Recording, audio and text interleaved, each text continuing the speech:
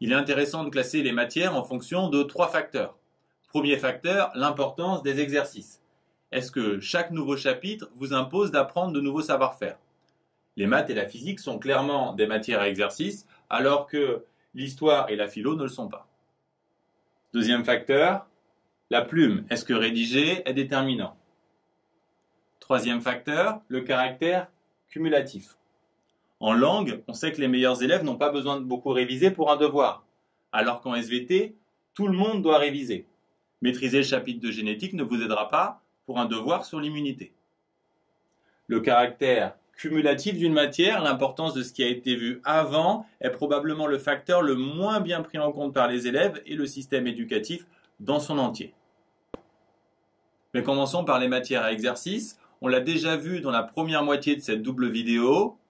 L'essentiel est de travailler régulièrement en s'appuyant sur des exercices corrigés afin d'affiner vos productions. À la fin de chaque exercice, récapitulez les étapes clés et vos erreurs afin de ne plus les refaire.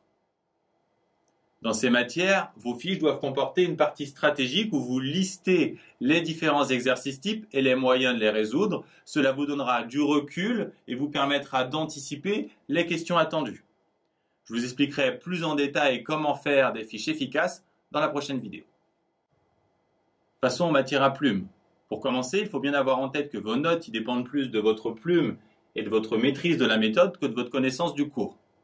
Il est essentiel de réaliser que votre seule connaissance du cours ne vous permettra même pas d'avoir la moyenne si vous maîtrisez mal la méthode. Le gros du travail dans ces matières n'est pas dans l'apprentissage du cours qui peut se faire la veille, on a déjà vu pourquoi, mais dans la compréhension de la méthode.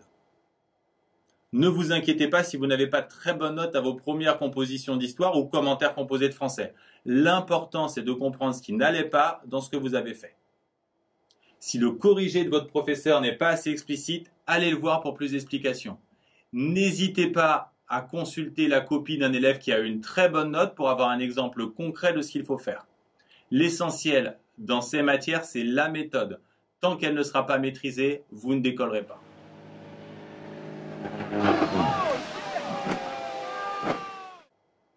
Enfin, le style. Avoir une bonne plume peut vous permettre de gagner 5 points à chaque devoir. Et 5 points, c'est énorme.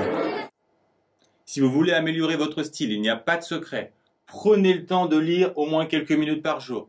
Et quand vous écrivez, que ce soit en classe, à la maison, si vous envoyez un SMS à un adulte, essayez de faire des phrases précises, structurées et surveillez votre orthographe. C'est avant tout une question de motivation. Enfin, il faut prendre en compte le caractère cumulatif des matières. Si par exemple vous travaillez à fond vos devoirs de maths et de SVT et que vous avez régulièrement 14 en SVT et 9 en maths, c'est probablement que vos bases de maths sont fragiles. Dans ce cas, la bonne solution pour vous n'est pas de faire et refaire les exercices de votre dernière leçon jusqu'à les connaître par cœur. La bonne solution, c'est de consacrer chaque semaine une petite partie de son travail à remettre à plat les bases de ces classes antérieures. Et pas d'excuses, il y a tout ce qu'il faut sur notre site pour trouver rapidement de quoi renforcer vos fondamentaux. La prochaine vidéo sera consacrée aux fiches. Tout le monde en fait ou presque, mais très peu d'élèves, et j'ai même envie de dire peu de professeurs savent vraiment comment les faire. Vous jugerez par vous-même quand vous l'aurez vu.